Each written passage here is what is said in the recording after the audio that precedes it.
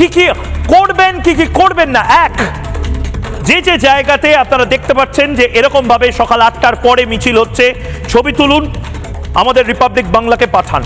যে যে জায়গাতে আপনারা দেখছেন সকাল 8টা থেকে 11টার মধ্যে যখন আপনি অফিসে যাচ্ছেন, যখন আপনি মেয়েকে স্কুলে দিতে যাচ্ছেন, স্কুলের বাস যেখানে আটকে রাখা হচ্ছে, যেখানে বলা হচ্ছে যে এই মুহূর্তে মিছিল যাচ্ছে বলে আমার অফিসের বাসটি যেতে পারবে না, যেখানে আপনার প্রাইভেট গাড়ি আছে সেই গাড়িটিকে দাঁড় করিয়ে রাখা হচ্ছে সকাল 9টা থেকে 11টা।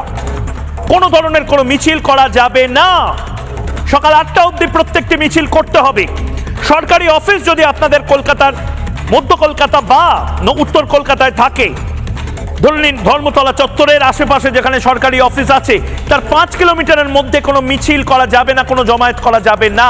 যদি করে তৃণমূল কংগ্রেস ইমিডিয়েট পুলিশকে জানান, পুলিশকে জানিয়ে বলুন, এখানে তো হাইকোর্টের ডিরেক্টিভ আছে, পুলিশকে এটা দেখিয়ে বলবেন যে এখানে তো লেখা আছে যে কোনো ধরনের কোনো মিছিল করা যাবে না।